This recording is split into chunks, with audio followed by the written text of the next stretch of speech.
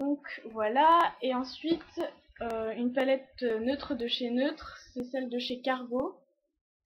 Donc là, ça se présente comme ça. Je suis désolée, elle est cassée. Euh, donc là, vous avez carrément, je sais pas si vous pouvez le voir bien, voilà. Donc là, vous pouvez voir que même si c'est cassé, il y a les mots correspondants aux parties des yeux où il faut appliquer les ombres. Donc là, vous avez brow bone, donc c'est sous l'arcade sourcilière. Vous appliquez ça en highlighter. Là, il y a marqué lid, paupière mobile, donc c'est ce que vous mettez sur la paupière mobile, c'est un marron, enfin, plutôt beige d'ailleurs, beige. Ici vous avez crease, donc le creux de la paupière. Et là vous avez outer corner, donc c'est le V externe. Donc voilà, là vous avez plus qu'à appliquer aux endroits appropriés et puis à vous entraîner, ça vient tout seul après. Bon, celle-là, j'aime beaucoup cette ombre là parce que il y a des ombres mates et il y a aussi des ombres irisées. Donc ça c'est aussi important parce que si vous prenez une palette, ne prenez pas que des ombres qui comportent des paillettes ou qui sont irisées. C'est bien de travailler avec des mates pour commencer.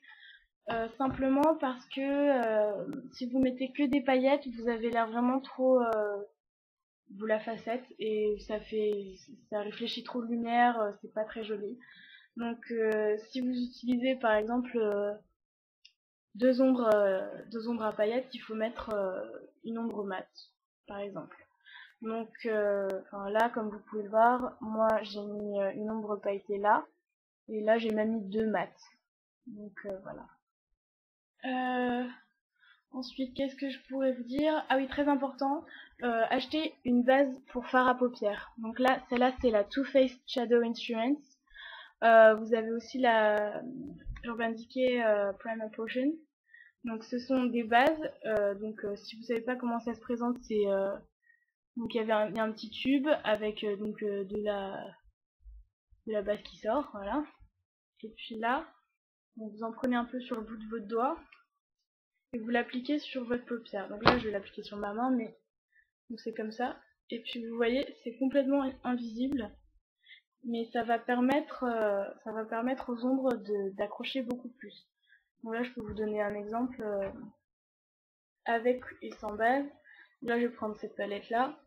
Je prends mon doigt, je vais prendre quelle couleur? Prendre un vert, le kaki, et je l'applique donc sur l'endroit où j'ai mis la base, et je l'applique là où il y en a pas. Voilà.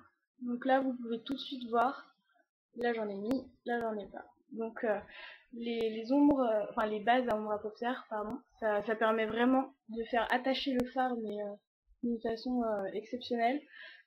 Donc comme ça vous pouvez exactement avoir la couleur que vous voyez sur le fard sur vos yeux, ce sera pas un peu plus édulcoré. Et puis aussi ça permet au maquillage de beaucoup mieux s'accrocher, de tenir pendant toute la journée. Votre eyeliner il va pas couler, votre ombre à paupières elle va pas se glisser dans les plis et être toute huileuse, dégoûtante. Voilà, c'est vraiment le produit. Si vous aviez un seul produit à acheter avec les ombres à paupières, ce serait ça.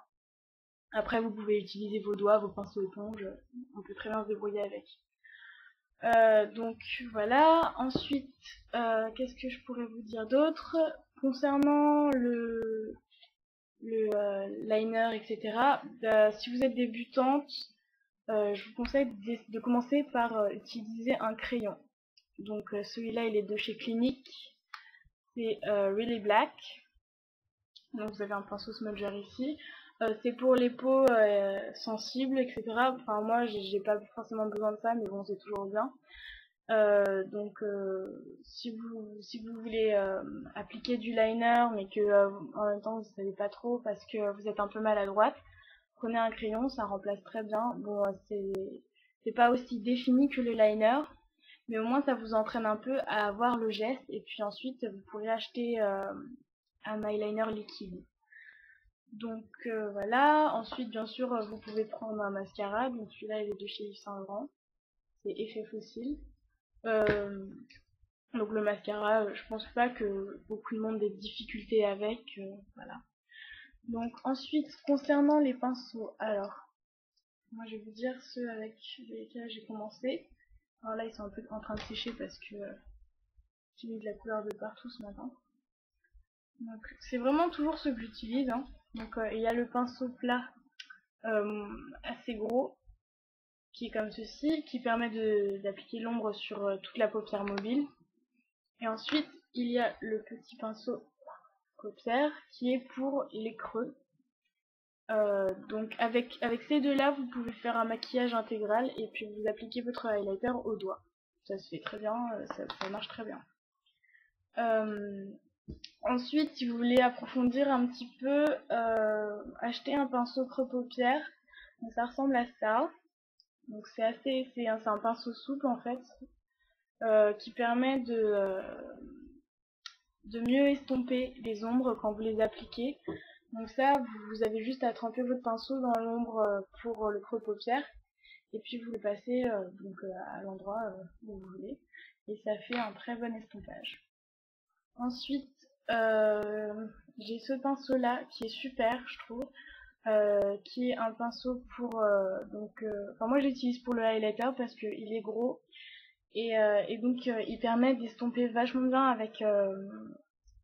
avec l'ombre qu'on applique dans le creux de la paupière, parce que souvent si vous mettez des couleurs foncées surtout c'est difficile d'estomper avec le highlighter de façon à ce que ça donne quelque chose d'harmonieux. Donc ça c'était ça, et puis ça se fait très vite.